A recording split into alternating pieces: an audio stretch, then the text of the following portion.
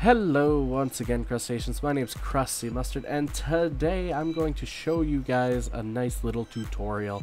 I'm doing this mainly because on Blockville I kind of just managed to get some steam boilers out of nowhere, and people have been asking me how I set it up. So I'm going to show you exactly how I did this. There are a couple requirements for this. First, it kind of goes on the fact that you have a setup ME system, because a lot of this stuff is based on ME, and it's pretty important to get started. Also, you're going to need somewhere to store all your liquid. I just have this giant iron tank. Does not have to be that big, but I just wanted to go all out for it. And then you need a source of your fuel, which is actually bone meal in this case. Right here I have a pretty inefficient drop spawner set up. I do actually have some bones in here though, so I'll show you exactly how that works. So basically what we're going to do to get started is we need some ME cables, and we're going to lead this over here. Actually, I'm going to set the time to dawn. Alright, there we go. So we need some ME cables, and we're going to need this, a fabricator, because what we need to do is we need to turn that bone into bone meal. So what we're gonna do is we're gonna go up like this, we're gonna go up on the side like this, we're gonna put an export bus on top. Now don't make the noob mistake of accidentally putting an import bus to think you're importing in here. This is an export bus. It has to export from the system into something else, and then put an import bus on the bottom. Alright, cool. So we got that. Now we need our bones, or a bone. Alright, so we're going to take and put bone in here, tell it to turn into bone meal. We're going to put a bone in here and do stacks, and then down here we're going to put some bone meal, because otherwise it's going to be going so fast that this is not even going to work. Let's see, bone meal, stacks. Alright, so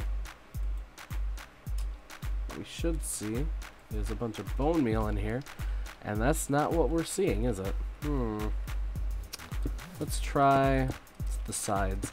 Some of these things are pretty finicky. I think this is one of those machines that is very, very finicky about where you put things, so we're gonna do off the side here. Come on, stop jumping. Oh god, there we go. Okay, so we got that. So we're exporting bones into bone meal. We need a bone here. Bones. Okay, and there we go. And then we're going to export only bone meal, stacks on each. And now we'll see our bones actually turning into bone meal really quickly. And we're going to get a ton of bone meal really, really quick. So, we have this dropper set up over here, and as I said, this one's very inefficient. It's pretty crappy on my part, but whatever. It works for the sake of the demonstration. I basically have the skeletons falling, and everything but bones are getting filtered out. And oh my god, these slimes are killing me. Let's see. Weird. They disappeared. Okay. So, the reason this sucks so bad is because I kind of have it so the obsidian pipes kick out some of the stuff, but either way, it works because we end up with bone meal, and that's what we need. So, set up yours more efficiently than I did. But anyway, so we have the bones and the bone meal coming in. The next thing we're going to set up is the actual bioreactor. The bioreactor is very, very simple. You just place it down, and then you grab wherever your ME thing is and throw an export bus on it. Now when you throw that export bus on it, make sure you throw bone meal in here. Oops, not in here, sorry. In here. And do stacks. Stacks of bone meal. Start going in here, and this thing's gonna start going like there's no tomorrow. Now with that though, you need to have a lot of bone meal in here because it goes through it really quickly, especially when it's getting started. So what we're going to do is we're going to grab a liquid duct, we're going to go up to the pipe here, I'm going to grab a wrench, We're going to click it a couple times. There we go. So our tank is going to start filling up, which is awesome. That's cool. Like I said, though, this thing is going to burn through your bone meal. So you got to have either a stock of it or you have to have that thing constantly going. So while that's going, we will start setting up the next part, which is actually our steam boiler. So what I do for this is I grab, I go down here, and I go to like a main line type thing. I just have this main line go all the way down. I actually go one lower, because then we can hide it. Because I'm all about hiding pipes. The less you can see, the better. So, say we want to build our steam boiler here. Steam boilers are 3x3. And then in the middle, you want to put a pipe. Okay. So we got that out of the way. I'm going to block this off because we're actually going to put water in next. What we're going to do is we're going to grab another thing over here, the aqueous accumulator. And we're going to throw that bad boy down right in the middle. Now, for this to work, what you want to do is you want to take all of these down to nothing. You want to have the top one orange, and you need to put water all around it. This is the best way to keep it on. Alright, cool. So we got that. Now, we're going to take two different blocks. We're going to need quite a few of these also. I'm going to throw some of this stuff in here. Hold on to the Emperor's Chalice.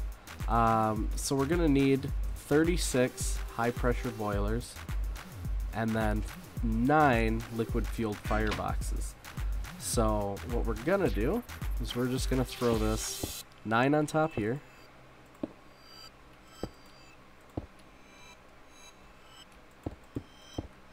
Okay, and then 36 on top here, just solid.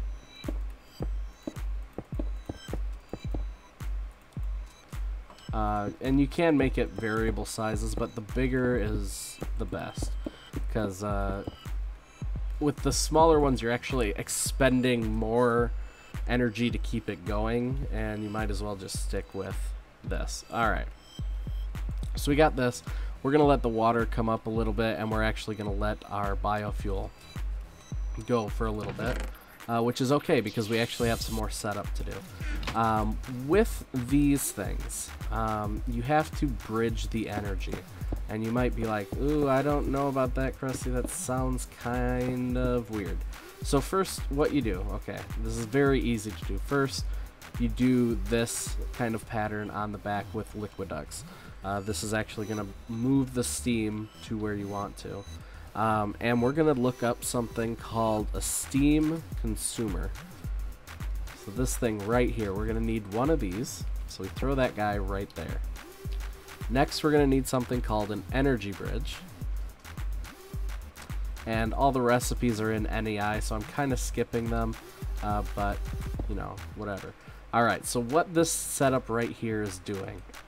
The steam consumer is taking all the steam energy from this boiler, and it's going to pass it on to this here. And this block here can transfer it to either EU or MJ or really any kind of power you want.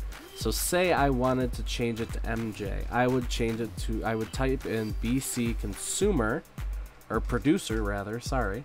The BC producer is actually going to produce MJ once, or yeah, MJ once this is out. So right now it says out south BC, which is Buildcraft or MJ, and no link because I don't have anything attached to that that's actually going to take the power. So what I usually do is I use energy tesseracts,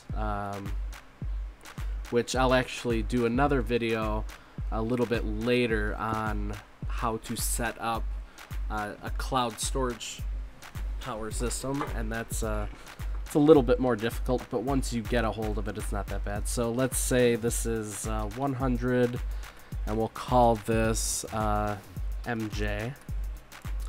And the only way you can store power in Tesseracts is MJ, so do be aware of that. I'll say yes, add, and boom. So now, instead of saying no link, it's going to say just in 0, out 0, because there's nothing being transferred, but it does actually go somewhere. If you wanted to do, say, IC2, you'd do IC2, and then you'd pick which voltage you want and do a producer. So say I wanted extreme voltage or high voltage. We're just going to do high voltage. We're going to do a high voltage producer. We're going to throw that anywhere on here. And then say I wanted it to go to like an MFSU. We're going to do just like that. Sure, that'll work. So what this is going to do is this is going to kick out some of the energy to Buildcraft power or MJ, and some of the power to IC2 or EU power.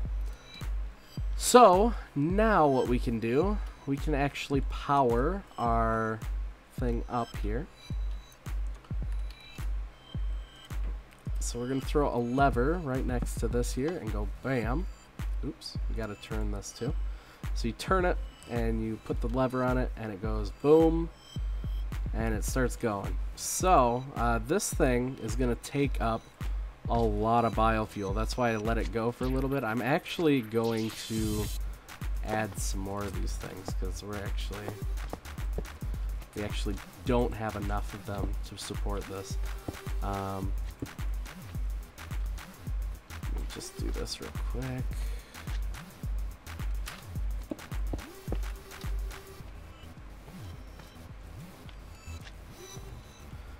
And then we're going to grab bone meal. Alright. But yeah, we don't quite have enough biofuel to support it yet.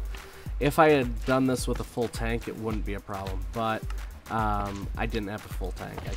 I rushed it a little bit. But so right now we got 4 of those producing. We probably don't even have enough bone meal. Oh my god, we're out of bone meal. Okay, well, we're out of bone meal. Those slimes are killing me.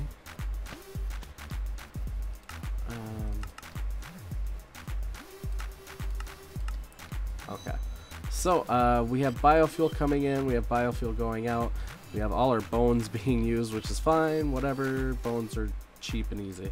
But anyway, what this is going to do is, you'll see, we have it burning fuel, and the hotter it gets, the more efficient it gets. So at the very beginning, it's going to look like, oh my god, I'm running out of power way too fast. Don't worry, it slows down really fast, but it starts out really low temperature and it takes a really long time to actually get going. So what I'm gonna do, because this is gonna take so long, I'm actually gonna wait until this is at 100, and then I'll actually show you what happens back here once it starts up. So I'll be right back. Alright everyone, so this thing is up to 100 degrees, which is when it will start to produce steam. Now the steam has to get up halfway before it'll actually do anything, but once it does, we'll actually see it in these pipes and it'll be producing, and we'll be making some power. So let's see what we end up with here. Come on, steam. You can do it. Come on. You might notice also, the flame is lasting a lot longer. It's becoming much more efficient. Alright, so now we see this go, and we see power actually exporting everywhere. We don't have anything hooked up to the Tesseract, so it's not actually outputting, but the MFSU is charging, and we're good. So, yeah, we set that up pretty easy. It's not a bad setup.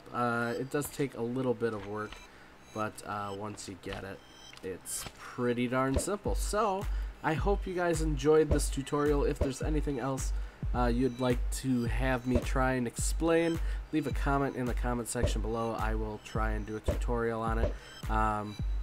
Other than that, don't forget to comment, like, favorite, subscribe. My name, Crusty Mustard, and I will see you guys next time. Bye!